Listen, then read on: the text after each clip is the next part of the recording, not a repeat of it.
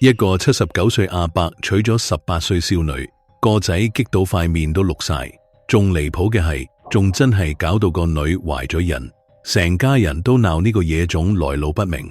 點知阿伯一死，乜都冇留低，淨係遞幅爛話俾呢對母子。個仔細個成日俾人蝦，親阿哥打到佢半死，逼到走投無路嗰晚，母子倆將幅畫攤開對住燭光睇咗成晚。突然個仔手震一震，畫入邊嗰隻手指指住嘅方向好似唔多對路。我係講叔。跟住正式開講今日嘅故事。明朝年間，高淳縣有個董知府，名叫董冠新，續妻情事，淨得一個獨生子，改名做董上立。個仔大個娶親之後，夫人過身，董冠新亦都年紀老啦，就此辭官返鄉。呢個董翁唔單止官居四品，而且屋企仲好富貴，幾代積落嚟嘅家業，去到佢呢一代已經有幾座莊園豪宅，上萬畝肥沃良田。辭官之後，淨係靠收田租都可以日進斗金。董翁雖然年老，但係依然精神爽利，事事親力親為，唔閒得住。有一次，個仔董上立同阿爸講：人生70古來稀。阿爸，你今年都79歲啦，點解唔將家計交俾我打理？你淨係賞畫品茶都享下清福噶嘛？董翁講：我再生一日就要管一日，等我第日雙腳一伸嗰陣，到時就乜都唔理啦。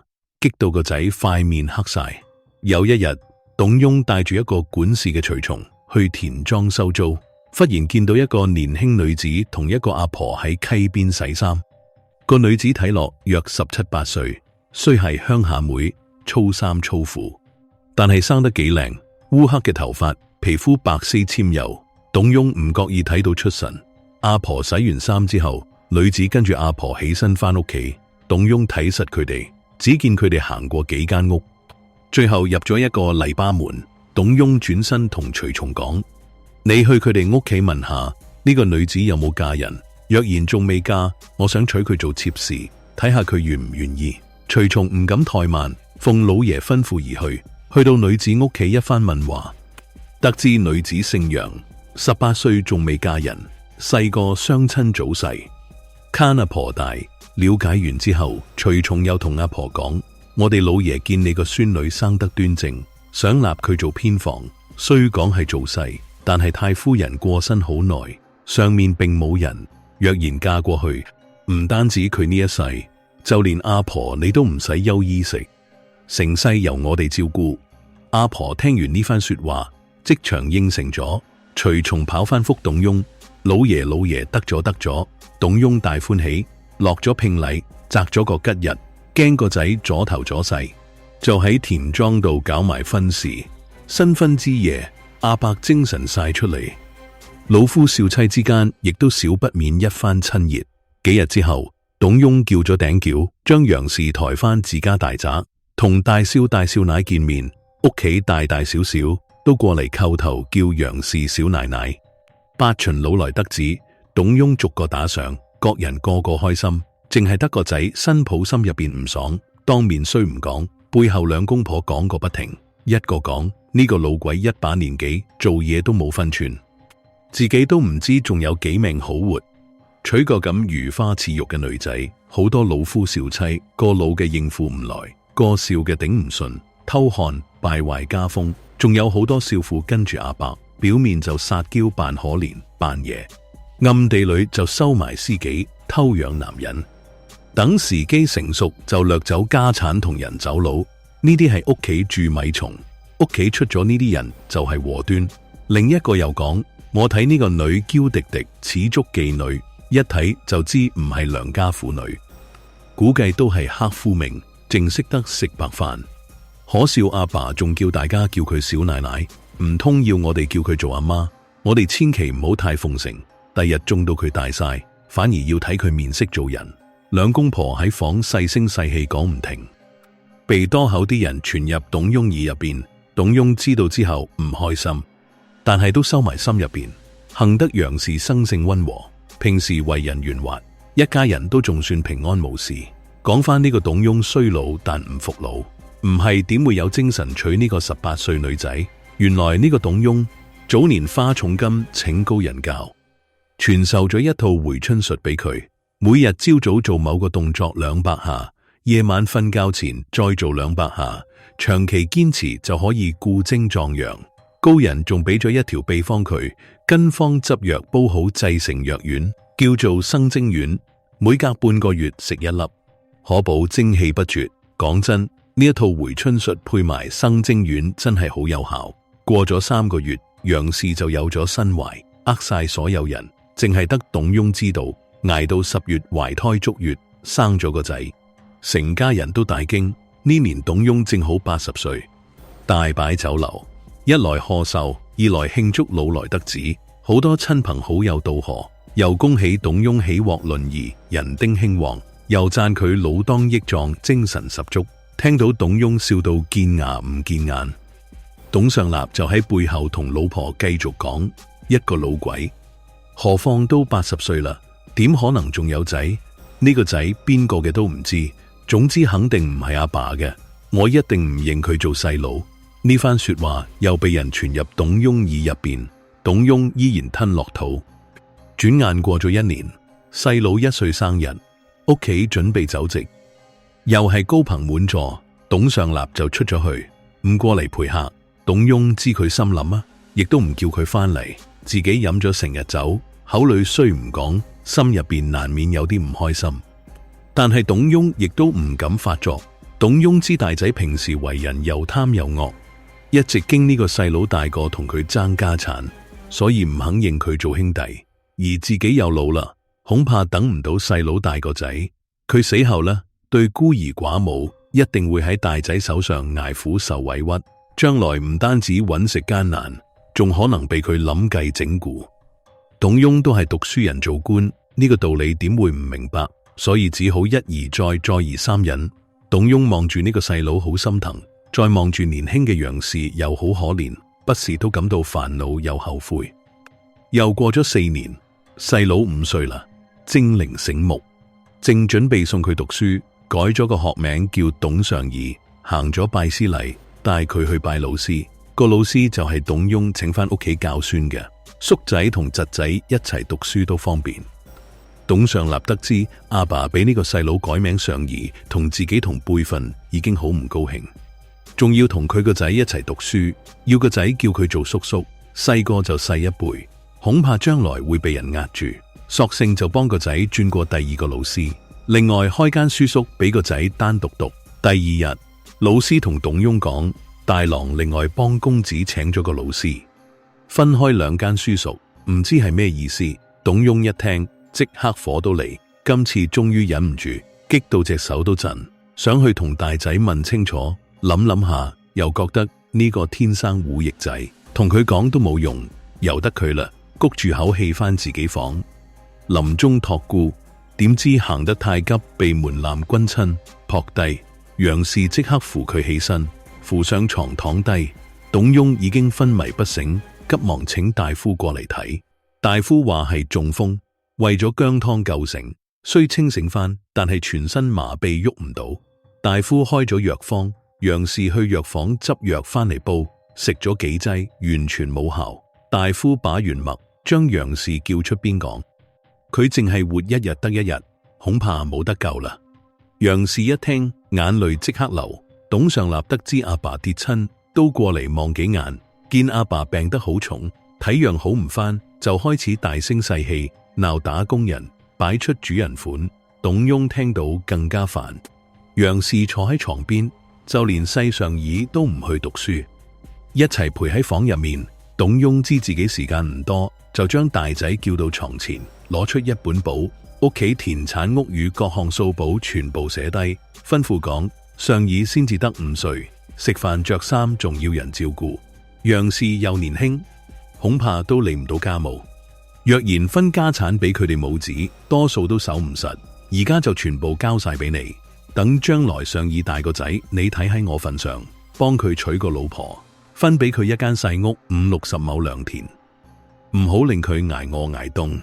呢啲說話我已經寫喺家產簿度，留俾你做憑據，就當分晒家。楊氏若然想留喺屋企，你就順佢意願；佢若然想湊住仔過，你亦都唔好為難佢哋母子。我死咗之後，若然照我講嘅去做，就係孝子。我喺九泉之下都弱眼。董上立接過本簿，揭開一睇，果然寫得又細又清，面都笑埋講：阿爸，你唔使擔心，我一定跟足你吩咐去做。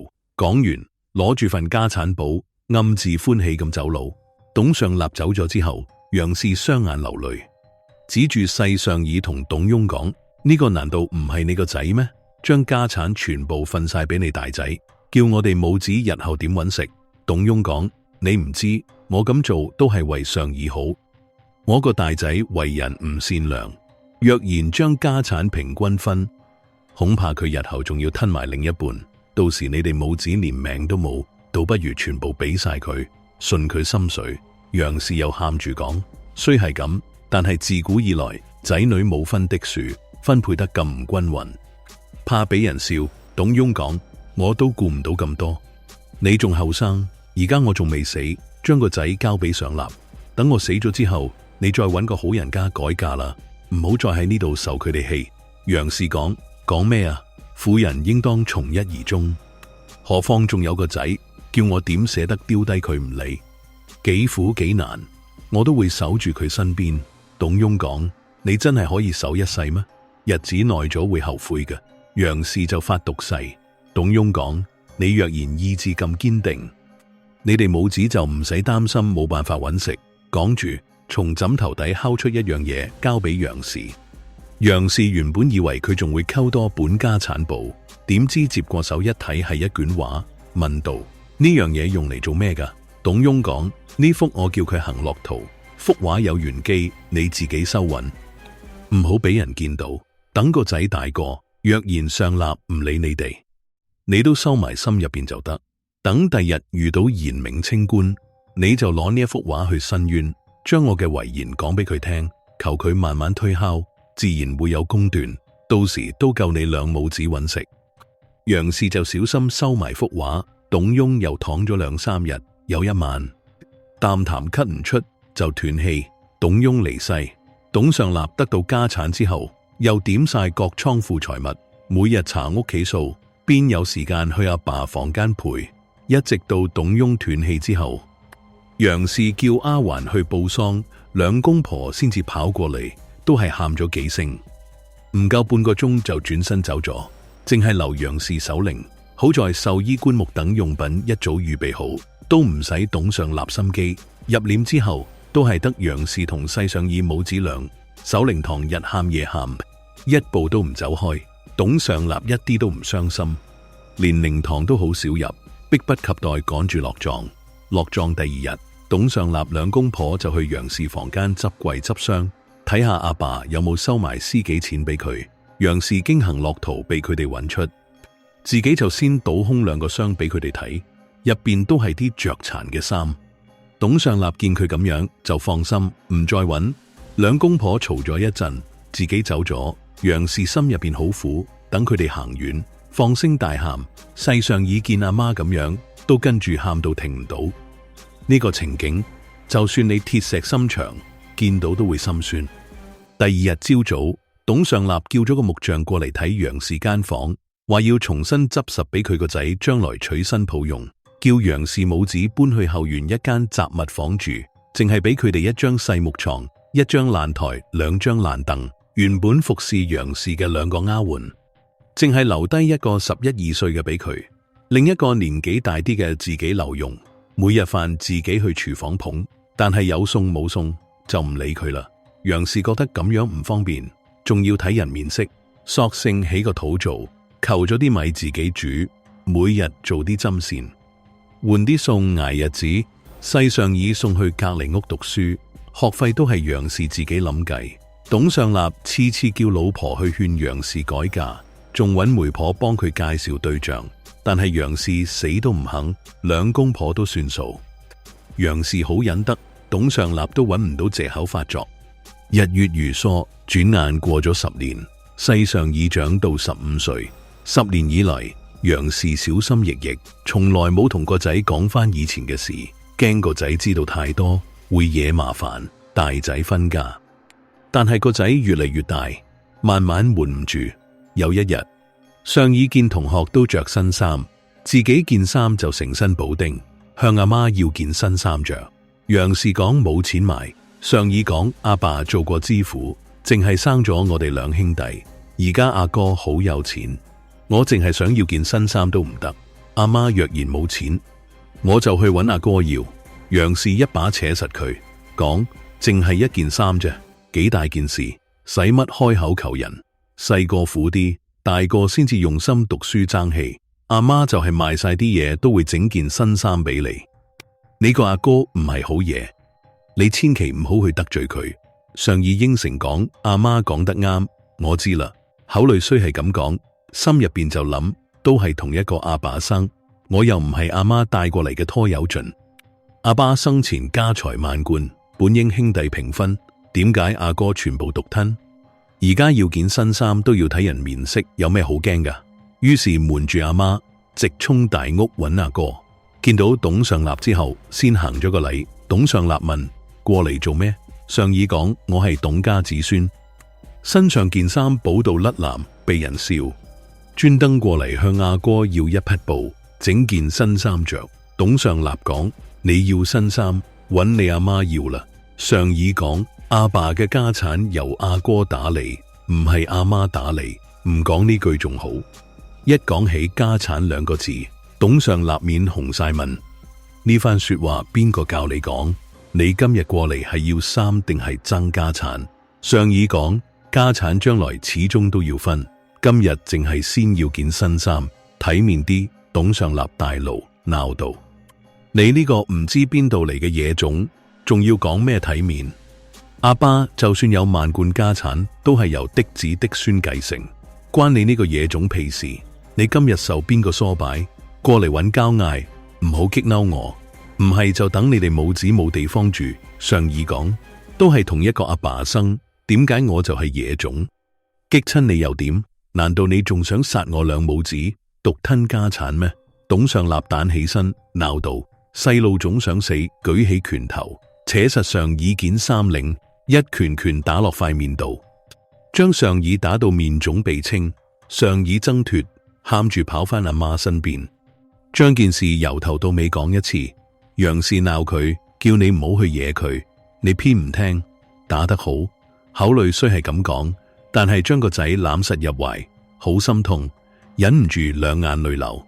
第二日朝早，董上立請咗幾個族人翻屋企，又將楊氏母子叫到廳堂，攞出阿爸臨終俾佢嘅家產簿，講：各位長輩在上，唔係我上立唔肯養佢哋母子，要趕佢哋走，只因尋日上爾要同我爭家產，講咗惡言，恐怕佢大個之後更加會過嚟爭搶。而家我照阿爸臨終立下嘅遺囑，分50畝田一間屋俾上爾，俾佢住，全部都係照阿爸遺願去做。我一啲都唔敢自己作主，仲請各位尊長今日做見證。呢班族人都知董上立平時為人惡，何況仲有董雍親筆寫嘅遺囑，邊個想多口插手，都幫住董上立講說話。有啲奉承董上立嘅就講：董公親筆寫嘅遺囑，白紙黑字，冇咩好講。有啲同情母子倆嘅，都係講咁樣起碼有屋住，有田耕，可以自己揾食，大家平安。楊氏一早估到，唯有由得佢安排，同埋上爾多謝各位族人，拜別祠堂，同董上立兩公婆告辭，叫人搬咗幾件舊家私，顧咗隻窿，去到東莊細屋，只見間屋遍地雜草，屋頂瓦疏爛晒，多年冇修葺，上漏下濕，點可以住人？勉強執拾出一間，放張床暫住，再問隔籬農夫，先知連埋嗰50畝田，都係最差嗰啲，就算豐收年，收成都唔夠一半。若然遇上災年，仲要賠埋米。楊氏心入邊叫苦，當日打掃緊房間，上爾問阿媽，都係同一個阿爸生，點解家產會偏心成咁？我睇嗰份遺囑未必係阿爸親筆寫。阿媽，我哋不如報官告狀，等官府驗嗰本簿，判斷遺囑真偽。若然真係阿爸親筆，我就冇話好說。楊氏被個仔一講，就諗起嗰張行樂圖，講遺囑的確係你阿爸親筆。當初因為你年紀太細，驚俾阿哥暗害，索性將家產全部俾晒佢，等佢安心。你阿爸留咗一卷叫行樂圖嘅畫俾我，仲吩咐我講呢幅畫暗藏玄機，等遇到賢明嘅清官，就送去俾官府慢慢推敲，保我哋母子可以過日子，唔使挨窮。上議講，仲有呢件事，阿媽你點解唔早啲講？係咩畫嚟㗎？快啲攞出俾仔睇。楊氏打開個箱，攞出一個包袱，拆開包袱，仲有一層油紙包住。拆開油紙，攤開行樂圖，掛耳仔度細睇，幅畫栩栩如生。畫入邊正係董雍嘅樣，身穿知府官袍，坐喺張太師椅度，神情安詳，左手扶住扶手，右手食指指向前，上椅順住手指方向望過去，只見畫嘅左下角畫住一間細細嘅茅寮，茅寮旁邊有一棵老槐樹。除此之外冇其他嘢，上議睇咗好耐，都睇唔出有咩玄機，疑惑同阿媽講：阿媽，呢幅畫睇落平平無奇，邊有咩玄機啊？楊氏亦都埋頭細睇，睇咗好耐都唔發現唔對路。母子兩個對住幅畫睇咗成晚，燒完3支燭都係睇唔出破綻。就喺天將光嘅時候，東面發白，微弱光線照喺幅畫度。上議唔覺意抬手，手指掂到畫入邊董雍嘅手指，突然佢手震一震，發現隻手指嘅方向好似唔係指住茅寮，而係指住茅寮地下。上議即刻講：阿媽你快啲睇，隻手指好似係指地下。楊氏即刻埋頭睇，順住個仔指嘅方向望過去，果然見到董雍嘅手指微微向下斜，睇似指住茅寮，其實對住屋前塊地。楊氏心諗，難道地下收埋啲嘢？上議講：阿爸話呢幅畫可以保我哋母子過日子，或者地下藏住金銀，但係我哋而家連食飯都成問題，邊有工具掘啊？楊氏講：無論有定冇，我哋都要試下，就算掘唔到，都算盡咗力。第二日朝早，楊氏就去隔籬鄰舍借咗鋤頭同鏟，上議就喺屋前照住畫入邊茅寮嘅位置畫咗個記號，母子兩輪住掘，開始向下挖，挖足2個鐘，掘到3尺幾深，突然鋤頭掂到硬嘢，上議眼仔一亮，即刻放低鋤頭，小心爬開泥，只見一個黑實實木箱出現喺眼前。楊氏亦都埋頭過來，母子倆一齊抬個箱上嚟，箱鎖實，上議揾咗把斧頭，大力一劈，箱就劈開。入面嘅嘢令母子倆嚇呆，成箱白銀，仲有幾重黃金。楊氏望住箱入邊嘅金銀，眼淚忍唔住流咗落嚟。呢啲係董雍特登留俾佢哋母子，係佢哋將來嘅依靠。上議亦都眼紅，對住幅畫磕咗幾個頭。多謝阿爸庇佑，母子倆有咗呢筆金銀，終於唔使再挨餓挨凍。佢哋先將間細屋執收好，又買咗啲良田，雇幾個農夫幫手耕種。上議亦都可以繼續讀書，佢更加勤力讀書，日讀夜讀，唔敢鬆懈。而董上立得知母子倆突然發達，心入邊好疑惑，派人去打探，先知佢哋掘出一箱金銀。董上立激到跳腳，後悔當初冇認真守，但係事到如今，佢都冇辦法，唯有眼媽媽睇住母子兩個日子越過越興旺。後來上議不負眾望，考取功名，做咗官。佢為官清廉，體恤百姓，深受當地百姓愛戴，亦都令阿媽楊氏安享晚年。而董上立同佢2個仔依然好食懶做，坐食山崩，唔夠幾年就敗晒家產，最後淨係可以沿街乞食。呢個就係善惡終有報，天道好輪迴。做人要心存善念，唔可以貪得無厭，更加唔可以刻薄寡恩，唔係最終只會自食惡果。本期故事就到呢度，我係港叔，我哋下期再見。